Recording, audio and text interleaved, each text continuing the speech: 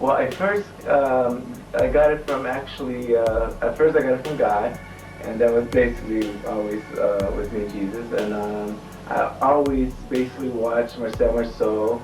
I watched Robert Shields, and then I saw the Electric Boogaloo's, and then I learned from a guy named Daryl, who did the King Cobra, named the group called Mysterious Poppers, which later I joined, and they were also in a group with the Electric Boogaloo at one time. And so this is around 77, 78. And then I just basically got my name as Poppin' Taco, King Snake as in the Mysterious Poppers, and Poppin' Taco as the solo artist. My name is Bruno Falcon, aka Poppin' Taco. It used to be called Puppin' Taco, P-U-P-N-T-A-C-O, and then some guy, a friend of mine named Ray Pereira, called me Poppin' Taco. So it was either Poppin' Taco, Poppin' Burrito, Poppin' Enchilada.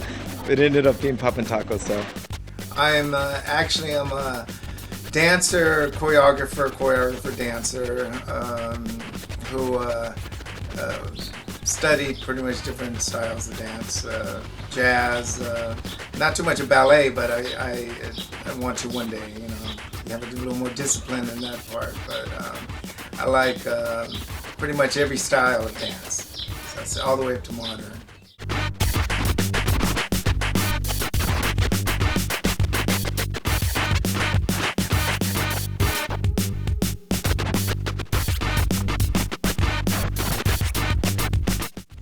I started doing the style I do at 8 years old, doing the robot.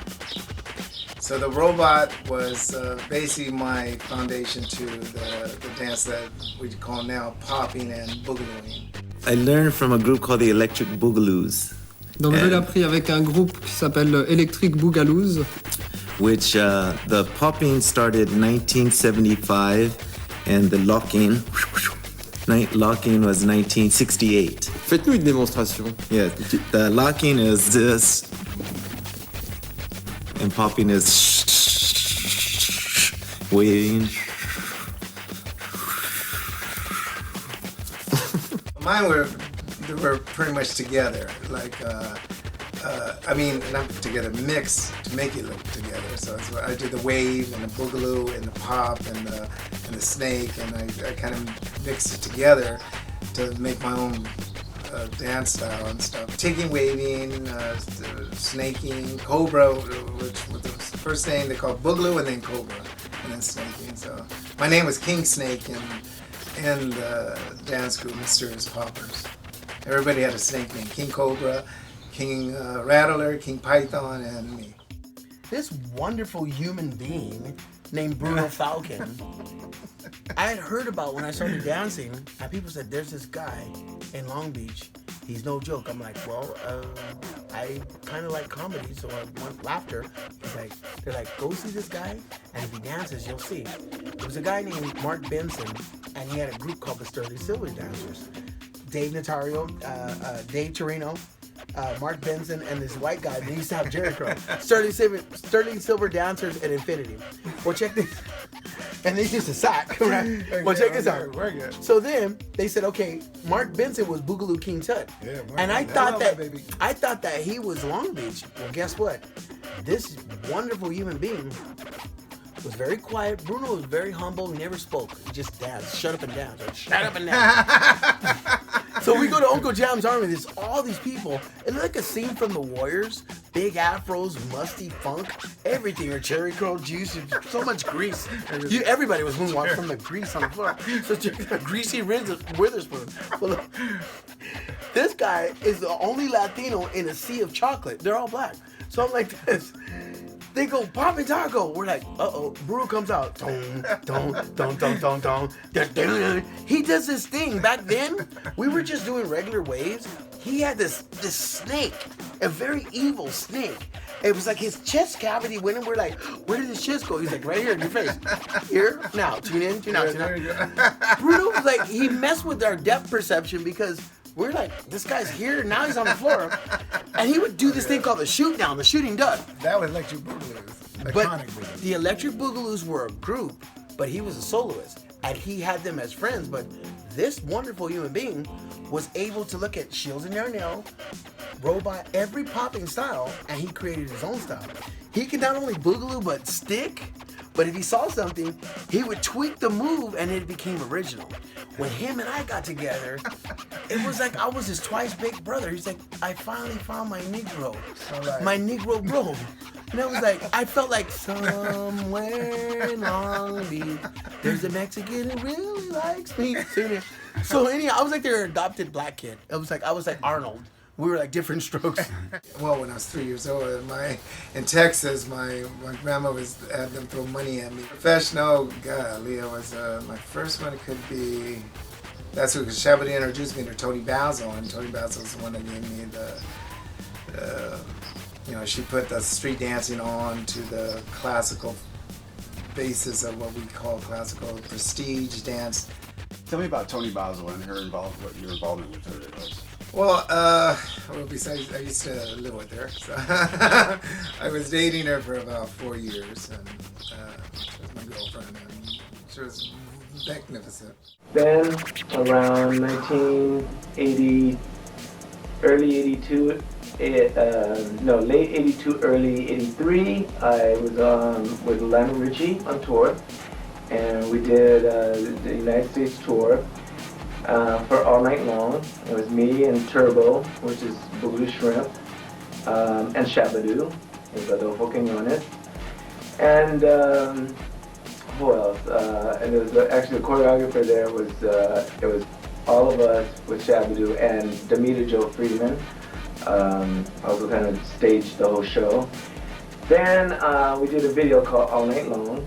And it was me, Shabba-Doo and Shrimp, and Michael Jackson saw basically the outtakes to that and invited me and Shrimp to come over to meet him at his house, and this is during 1983. And that was the first time I met him. So ever since then, I was his creative consultant since 1983. One of the wonderful things about our merger, we were just friends. And we're still friends. He will always be my brother from another mother. Same, vice versa. And the thing is, we had no idea about embarking on greatness. Him and I were dancing on Hollywood Boulevard. Next thing, this woman, Susan Scanlon, hey, you want to go to Michael Jackson's house? Sure. Michael, actually I was working with another artist before that, but he saw these outtakes that I was doing, and it was actually me and Shrimp, and we did All Night Long. So, and it worked actually really good because he gave me more into what it means to do like the videos and all that, because I didn't know what that outtake was at the time. So, and I figured out when I kept thinking about it, I said it has to be something to do with the tape of film, I kept thinking that, so it's just they didn't use that, so it must be an outtake. So I just got to figure that out. So. Joe Jackson, Reeby, everybody's there. Me and Taco are just there. Michael's like, okay, do your thing. Bruno just said, nice. Bruno just like, for the record, Michael Jackson's popping choreography, Bruno. Well, and yours, you did but the side flow. But as far as choreography, tick walk. But as far as choreography, I did the dime. I did solo stuff. Hits. I did solo stuff for Mr. Jackson. When you freestyle, me and Michael worked out. But when those great things like Captain EO, Smooth Criminal, all that wonderful stuff, even Michael's stage. Michael Jackson hired Bruno because he didn't understand how to choreograph popping. Popping Top could put routines together. Look at the behind the scenes footage of Captain EO. You'll see him and Pete, that was Bruno. Bruno and Pete put the routine together. All the popping routines, Bruno always knew 5, 6, 7, 8. He trained with Tony Basil. He was training. Bruno has footage of him doing Swan Lake. For the record, Tony Basil's the Swan Lake. This guy has footage of him going dancing to Beethoven. He was always trying to think outside the box. It was like he really like was trying to open up doors for people to take it from the streets to the stage. Michael seen that and was like, whoa. Even Michael's like Joshua. even Michael Jackson's sound effects and music, Bruno would go, he would make sound effects, and Michael was like, Michael put it in his music. All that was Bruno. Meaning when Michael went, there was a sound. Bruno would go, and all those things, Michael just kind of like got into the mindset of taco. And when you see Michael, like when he steps, and that's Bruno. The thing is, one of the wonderful things about Michael Jackson, he was just like our friend. We didn't ask for much. We just wanted to just be accepted. Michael Jackson used to call him and say, Bruno, let's go to movies. And he would call me, hi, this is Michael. He'd call him in a European voice. Very true. Like, hello. After you saw the outtakes, which, like I said, Lionel Richie was the artist at the time, Michael found us and put us in, he wanted us in Thriller. But I couldn't do Thriller because of his Lionel Richie's ex-wife, Brenda Richie, she was real nice, but she just felt like, she just says, I go, Michael wants us, me and Shrimp, to do, we're off this week, and he wants us to do Thriller, and Mrs. Richie says, nope, you can't, Lionel needs you, and I go, we're not working, and they go, nope, Michael has enough on his, and I said, oh man, I go, maybe Lionel's gonna do something or something, maybe that's when that bonus came in, I was just thinking about that, and then we got this bonus, and it could have been around the same time. But that's Thriller, and we didn't get to do it, but Smooth Criminal and the tours, many tours with Michael. I mean, well, to me there were a lot. I was supposed to do I thought I was going to do the Bad tour, but he had another guy that was working there. For like 17 or 18 years, since 1983. And I was his creative consultant, dance coach. I used to always bug him. He's like, Shrimp, I gotta call you back. I'm like, what? Michael Jackson called. I'm like, what happened? Bruno goes, this is stupid. Michael called me with a British voice. Michael would call him, hello, Mrs. Hawkins. Like, hello, it's been quite a long time. Hey. It's like, no, never. No, very. He was like, hello, Mr. Papa Taco, it's Mr. Michael Jackson. And Robert did it. Hey, you over there, are you ready to go? They would always talk in code, and it was a really wonderful friendship. But I'm just really glad that children today, with our movies and his work, they're popping and they're hitting us up on the internet to get this this meat and potato, the foundation. He has so many secrets. They're not even on DVD because he didn't care about doing it. He just does it from the heart. What was your role with Smooth Criminal? I played, actually, it was so funny, the guy who throws the bomb. But what was really funny about it is that's the first thing I said. I said, what? I gotta throw a bomb? I said, that's crazy. I go, so anyways, it was funny because I didn't know what to do I said, what's the dancing come in and stuff? And I kept thinking, I go, okay, I'll figure it out, So I got on stage and I just started popping, boom, boom, and then boom. And I look like a friend of mine named Carrie. And I started dancing, I kicked my leg up, I locked a little, and then I threw the bomb. It was really funny. But when I threw it, it just went, not to the audience, but it was cool. It was funny. 1, 2, 3, 4, 5, 6, 7, and 8. Okay. Demonstrate. Taco. Repeat. Go back. Go back. 5, 6, 7, 8. 1, 2, 3, 4, 5, 6, 7, and 8. 1. Good. What was your role on Captain EO? I played in Captain EO. I played many different. I played one character, but in my personality was maybe different at the time. But I didn't know what. I wanted to do the parts. I wanted to be the dancer. I wanted to be one of Jeffrey Hornaday's dancers. I wanted to be, everybody wanted to be different ones, So, but I wanted to play the pillar because Jazzy J got in there, and I said I was in this 50-pound heavy suit with robots. I mean, the suit was heavy. You know, I said, golly, I said, I don't know what I'm gonna do if I have children and they don't get to see my face come, you know, just in something that huge, you know. So anyways, the next day I got to play the part in the pillar. Jazzy J was sick that day. It was weird because I asked Michael. I told him, you know, I said I really wanted to see if I could get my face shown on there, and they said it's gonna be on there for a lifetime. And I go, he said, well, the jukebox is the key to the whole thing. You know, the big picture was these robots that can do many different things, like fly in the air. I mean, that's what my thought process when I saw, like, later on I started figuring it out, but you fly in the air, but the human is inside the robot, and you get to study and do more studies and everything. So Feeling for what Michael wanted to do, he began working with different groups of dancers who were to perform key sequences. Here we can see how the mechanical movements of breakdancing were adopted for the transformed niche warriors. I taught him the popping, or the that kind of movements, robotic movements.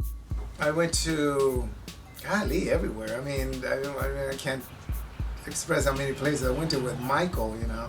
So Michael was the one that gave me you know, from Moscow to Germany to I went to Brunei even, you know, where the Prince of Brunei was, but nobody saw him. So I said, yeah, nobody has ever seen, not even Michael got to see him, but when Michael did see him, it was Michael's personal, you know, because everybody was, I mean, think about it, he couldn't move around and do things because everybody wanted to hit him. That's what I heard rumors that, I mean, I heard, remember, I think you heard it too, it would bring women from America to that place, and people were, I saw it in the Inquirer. The Prince of Brunei brings women, blonde women, to dance for him or have sex with them or whatever. And I go, whoa. I go, you gotta be rich to be doing that. Michael Jackson, well, I stopped working with him 5 years ago because I decided to come out and come to Europe and do my own thing. I mean, I think after he built the statue on the history tour, I kind of decided to venture off and do my own thing. Actually, I taught Michael all of the popping and the side float, which you see Michael going sideways when he floats. And in 1983, I told Michael that, you know, I would like to do sound effects with the dance, but like karate sounds. And I explained it to him. I showed him, and I said, you know, I want to do things like, and as I did that, Michael said, I want to do something like that too. I mean, he said he wanted, we're both basically on the same wavelength, but he actually saw it with the pop. He basically saw it, basically what he wanted to do through me, while I was doing it. So as it clicked in, as he was watching it, you know, he really kind of mastered it in Ghost. And Ghost was one of the movie shorts that I worked with him on that basically showed a lot of that. The moonwalk, this whole dilemma with like who taught Michael Jackson the moonwalk? Can you give me a little info on what your take is on that? Well, that's what's really interesting because it goes to a friend of mine named Casper Cooley. Oh yeah, and Alpha and Deputy and Jeffrey Daniels. Jeffrey Daniels taught him the moonwalk, and Casper showed him the backslide, and Casper and Cooley and Deputy and Alpha were the ones that showed that we're working in many different, excuse me guys, I miss some mucho besos. So, the moonwalk. Yeah, the moonwalk. Well, actually, I think, oh yeah, Sid Solomon. He's the one that designed it, and then the other one was Marcel. As I don't know which one saw which one first, but Marcel did his like, you know, he would do that, like the wind blowing him, and then his clothes, he just went. And it was really nice. It was real cool. So. You don't like what you see? Yeah, we're dude's gonna put you under. You have to put a bag over that face to hide the shame. That was interesting. That kind of they were having auditions, and I heard Shabba-Doo got the lead role, and Shabba-Doo wanted to bring me in and see if Shortbread already got the part, but she wanted to see who Papa Taco was. She goes, "Your name, you have a famous name in the streets," and I said, "Thank you." So she was really cool, and she goes, "Yeah, I wanted to see if you're. We already have shrimp interested in shrimp." And she just wants to see what, we want you part of the movie too if you don't do good in the acting. So that was funny. I was like, I read the lines and it just didn't work for me either. So I got a part in it, but I didn't know we were going to talk in it. I didn't get the acting part, so where they putting lines in me?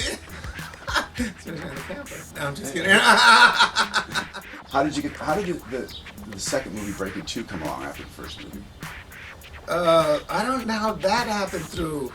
It must have been. I don't know how that happened actually. It just popped out of nowhere, and we had a big fight. All of us was fighting about the movie. Excuse me. Everybody was fighting about the movie because I wanted the same group in there, me, Anna, and Pistol Pete, as a rival to come back. But I understand later on, that the Footlockers were an old dance group from a long time ago, and I understood later on. I said, it took me a while, but I figured it out. I said, okay, I see. It's like, it's almost like later on you feel nationality, policies, but not policies, but everybody gets a turn. That's what it meant to me, but. It was good. It was cool. They got a chance to show who they are, like Chain Reaction did. So what part did you have in Breakin 2 then? I just played the same role, but staying behind. This time I was behind. I think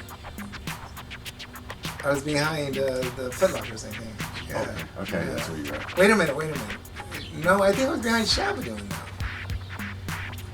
Yeah, I think I was behind Shabba-Doo. I can't remember. I haven't seen the film. Check it out. Exactly. The dance has a lot of allusion to it. So you defy gravity, you defy mechanical, like the robot. You defy like your body doesn't have bones in your arms, and so what it is, it just deals with a lot of illusion. So what I try to do is try to make my body so anatomical that your body moves very like a Rubik's cube. This man, I used to just listen to Bruno every week. I was too young to get into the clubs, so he was at El Paso Cantina. He seen Paul. He seen all the greatest dancers, and I'd be like, Taco. He'd be like, oh, I just saw this guy. He did this. I was like, oh. He would tell me all the stories of the battles, right? David Smythe, Tick-a-lot, One-Arm Bandit, Tiny Stokes. They're the Groovertrons. I mean, he's almost like the Latino version of Bruce Lee. Every time he win in somewhere, people were like, "Who's that?" Bruno was like, "Ugh." He would look at you and do like 3 or 4 moves better than you, and just knock them out. Oh no, we would do all different. Everybody had their own styles. Everybody had their own style, but he had the creativity on the spot. He look at you and go, "Okay," and see, he had rhythm. You see how he's dancing? Some dancers go 5, 6, 7, 8, so boring.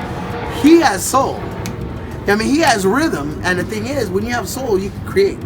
There have been many times we would be in his living room. I said, Bruno, if you play the right song, Bruno would be like, it's all the way alive. Boom, boom, bop, boom, boom. He would do something and he'd be like, watch this, Rem. First person ever to do a double wave. No, ever. People back then just did one. Bruno would go loop-de-loop. Yeah, there you go. I mean, he would double it. I never in a million years met somebody who came up with a whirlpool. This man, people would do a wave through their head all the way to the body. He did a thing where he did a whirlpool. He actually turned his whole body down to the corkscrew, and he came back and remember the whirlpool? There was a guy named Donald DeVoe in Blue City. There was another guy I saw it from one of the Uncle Jam dances. Ugh. Pretty way out there back in the days. Who was he? Oh, I forgot his name. I don't remember his name, but it was with Angelo was there. Angelo was like Bugs Bunny, Fishbone. Yeah. One was the Palace in Vine in Hollywood. This guy came out on me, and he was popping really, when he came out, I mean, I was already established as who's Poppin' Taco and did film and everything. So I said, I don't want to do this anymore. I don't want to pop, you know.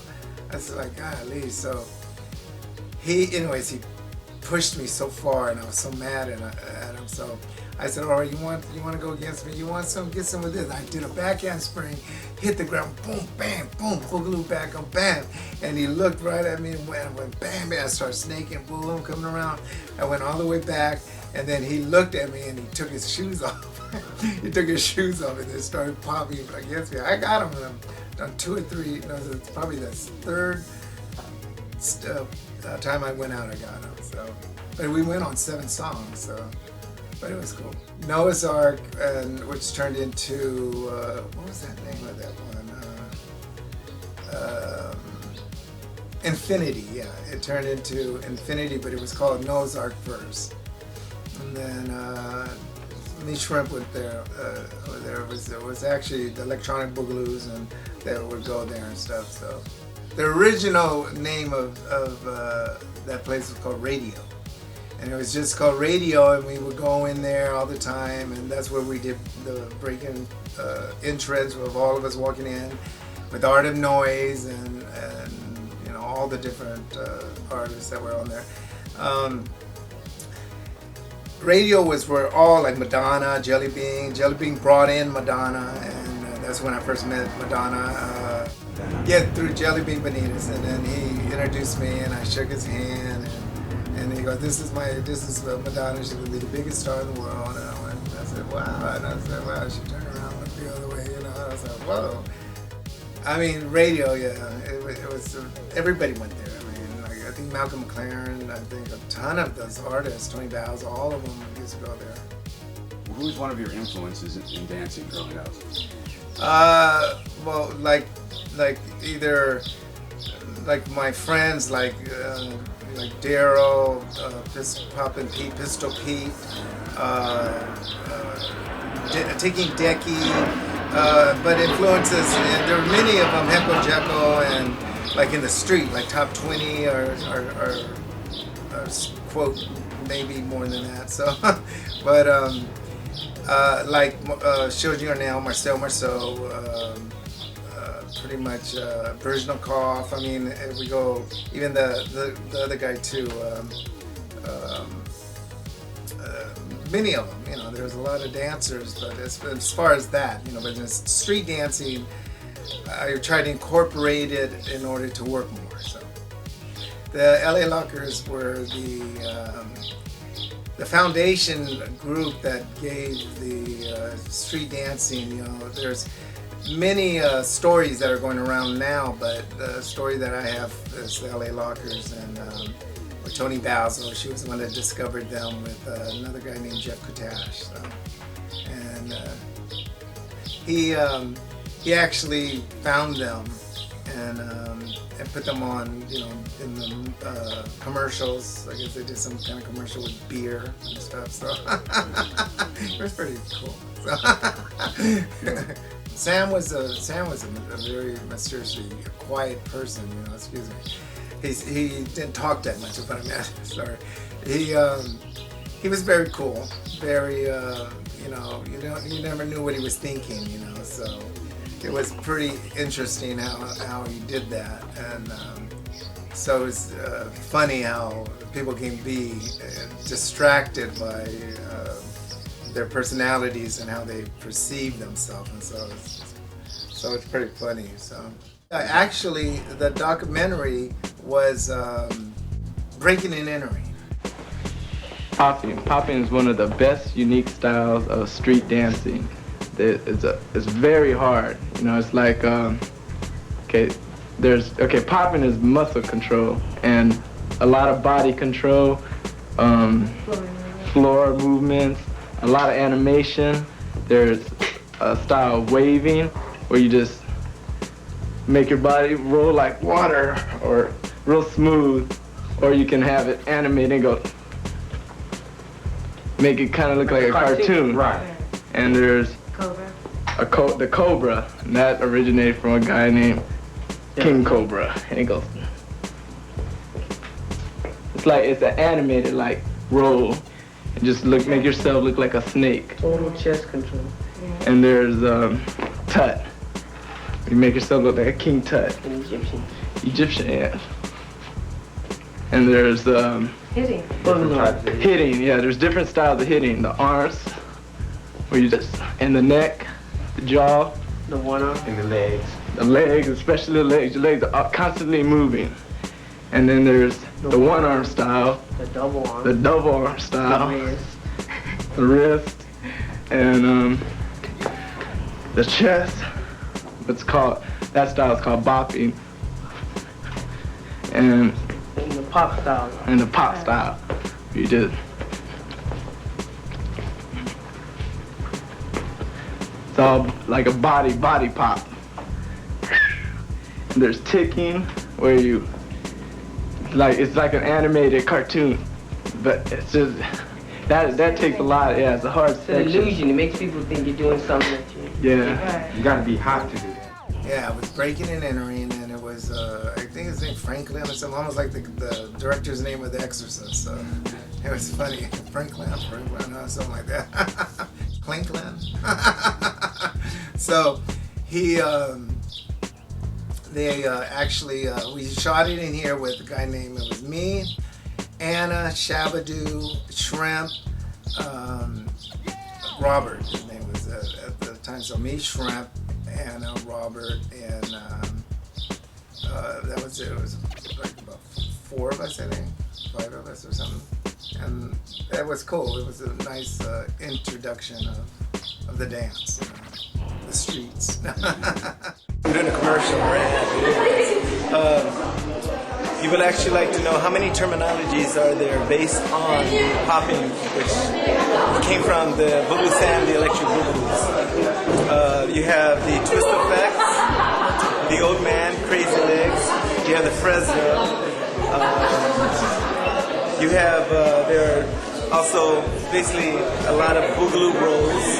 You have waving, which is another style. You have King Tut, which is the style itself.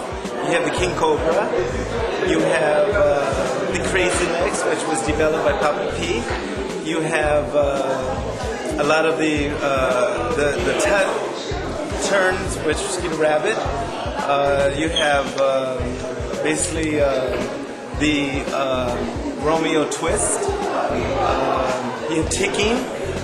You have section waves.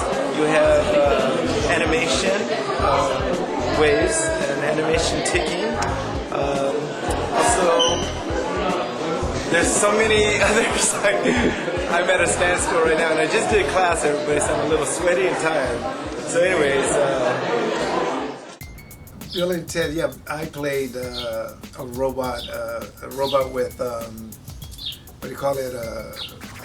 Braids, and Shrimp played another robot. It was weird. My robot didn't make sense. His did, but it was pretty cool. Because I mean, he was after that. I think he got that other show, one of those sitcom TV shows, you know.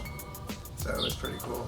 Yeah, Benson was the one I did with me and Anna did it, and I think before we did that or afterwards we did the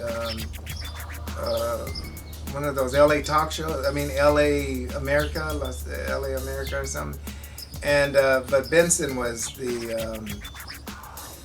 let's see, we did Benson, me, Anna, and Pablo. No, Pablo was the role I played. I played some guy named Pablo. We were burglars or something like that. So, but it was called Take This Job and Shove It. So that was funny.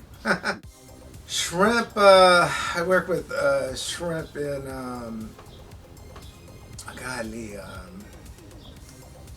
when he was 14, I think, 13 or 14. When I first met him, actually, but when I worked with him was with Lionel Richie. So, and I think we did a commercial, yeah, for Channel 2. It was CBS Fall Preview.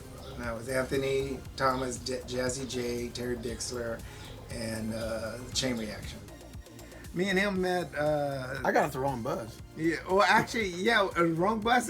Mine was on the wrong tattoos around that whale place. I mean, no, I thought it was there. Yeah. You know that place on Long Beach Boulevard? Not Long Beach Boulevard. It was downtown convention center, but it looked like I thought it was that place where the whales are.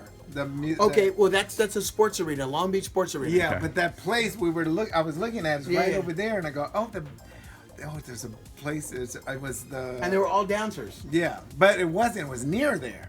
So you know, the aquarium place. Actually, it was a place where all dancers would congregate and come together. Yeah.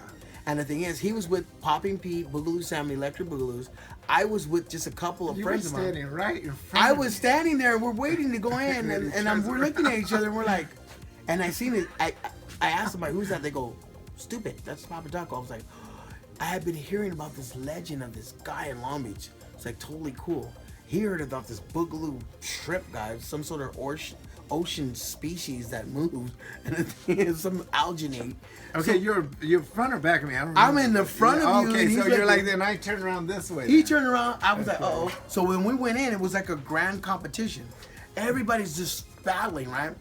He's standing there like a demigod with all of his buddies. Okay. The thing is, there was Popping Pete, there was Creepin' Sid, there was Robot Dane, there was Deuce Robotron, rest in peace. The Time Bandits, Daryl. Okay. Darren Alfred. Yeah, okay. Yeah. Okay. Yeah. All these guys from Long Beach, they had Alfred, the Time Bandits, and then he came out. And his thing was the King Cobra. Nobody knew that move. He mastered it. He came out, boom, boom. We were like, whoa. And then we just hit it up. You know, next thing I know, I'm eating in his house, you know, I'm kicking it with his uncle Matthias. Yeah, Matthias, remember? He's like, hey, Shrimp, dance for me, boy. I was like, this is different because they're from Texas. Yeah. He's like, hey, Jocko, tell him to kind of like tone it down. He's kind of loud, huh? Yo. No, you know what's funny? When Carrie came over, Carrie comes over. Carrie and Paulette? Yeah. But Paulette wasn't with him at the time. Hey, Carrie. He was doing those old movies at the time. He sits there, goes in my backyard, and I go meet my uncle and everything. He comes back in the house and says, he goes, hey, did you meet my family? He goes, yeah. He goes, your uncle Matthias hit me up for $10. Hey, that's real, dude. Wow. If you come here, you got to get your car fixed. You gotta go to work, put the trash out, let's go, you know. I mean, this is just the way that we live, you know. I mean, it's outside of Hollywood, and I think people, they take our humbleness, like, for granted. You know what I mean? But we're always good friends. Me and Michael, me and Shrip were always good friends, and we grew up together, and, you know, since we were little, and I was, when I met him? If he was 13 or 14, I was 17 or 18 or 16, 17, 18 when I was 2. So I'm 57 now, so getting up there. A couple of years I'll be 60. Well, I like Shrimp's animation, the movement on that, and then when he did his waves, he did a wave, his wave would go, but it goes through, it went through, but in a weird way, like only when you see it, it went bam, boom, and then he goes, and the other one was he goes, and he goes, boom, boom, boom, and then he goes, boom, or he goes, boom, boom. You know, it was really cool. He did amazing. The Sinbad, all that kind of stuff was Shrimp's magnificence. With Shrimp was just we laughed a lot together. So I mean we still laugh together. You know, he made me laugh so much, and especially when we were on tour with Lionel and what's that place called where is it Salt Lake? Yeah, where you walk inside where everybody's partying out and hurricanes. You drink hurricanes, Mardi Gras. Yeah, that place. That was interesting. We carried on big time there. We did, well, besides, like, we went to different places. I think we were like a lot of dance club things. We would go to the parties that they would do, like in San Jose. He was actually doing his own thing at the time because he did Electric Boogaloo. And as from Breakin, and then he Actually, we did Dom DeLuise show. God, there's some. I'm just trying to remember all the. Dance clubs, talent contests, dance contests. Going to the parks, barbecues. Probably. I mean, it's been a long time, but I mean, I took them all over to my family's place. You know, I took them to my aunts Rosemary and Angie and Rachel, all my family, Sylvia, they're all my family. So I wanted them to meet shrimp, you know. I wanted them to see that, you know, because I know how to pick them, you know. So and Shabba-Doo knew that because I introduced them to Shabba-Doo. So that was pretty cool, and that's how once I introduced them to Shabba-Doo, that's how we got Lionel Richie, and that's how we started doing all the work and everything. So he did a dance that I couldn't figure out. I mean, I knew what it was, the animation formula of the dance, but I didn't know how he figured it out because he was just so light when he moved. You know, I said, Pistol, look at this. I said, that's why they call him boogaloos. Look at that guy, pop. You know, I was looking up now. He looked like a cartoon. I said, and Pistol P goes, leave him alone. And no, the way he said it, he goes, Taco, just leave him alone, man. Come on, let's go over here. I said, I'll be over there in a minute. And then that's when I went over there and talked with him. And I said, now I know why they call you Boogaloos. Sure. I said, man, you way out there. You can pop, boy. I mean, you look like a cartoon. Yeah, the aspects of his animation movement, about the way he moved and his character. You know, he was like I don't want to say too much cartoon character, but he knows how to use, to make you laugh, and his personality and the way he moved and everything is how he did it. So, you know, I love Shrimp a lot as a brother, sister, and family. You know, authentically, he's the most wonderful person. I really like to be more close to him, but it's, you know, it's hard of our schedules and that kind of stuff, because everybody has their own, you know, way of doing their thing, their art and everything. So, but mucho besos, for lots of kisses to Shrimp, and you know, to always grow up and see each other, you know, these magnificent. So. Yeah, I think I'd like just to express that all the dancers should, or just in general, people and persons in the industry of the art of this massive place, that there's enough room for people and persons to understand who they are, but your eyes and ears are your reflection on yourself, to give yourself a chance to do things. But when sometimes you can't do things, doesn't mean you give up. You don't give up. You just continue to figure out who's going to notice, what's going on. You know what I mean? I mean, it goes into sometimes, I don't want to use catch-22, but the basis of it is there's many things you can do to figure out if you want it that bad. You know, so if you want it that bad to get on camera, to get on, which I mean, the cameras are the whole big area formula as far as, you know, the work, everything is unheard of. You know, what they can do. You know, what you guys do, it's unheard of. It's unheard of. So I feel that give everybody a chance to grow, to be you know, not everybody's gonna make it. But you will make it in some formula. Like, you know, it doesn't matter if you're a waiter, you're a waitress, you know, if you can sing while you're a waiter, figure it out if you want it that bad. So, and take care of everybody, you know, all races, you know, all the way from Latin, African, Arabic, Italians, French, Russian, all the way Canadians to Nigerians. I mean, there's so many, you know, I don't want to leave anybody out, but there's a ton of different nationalities.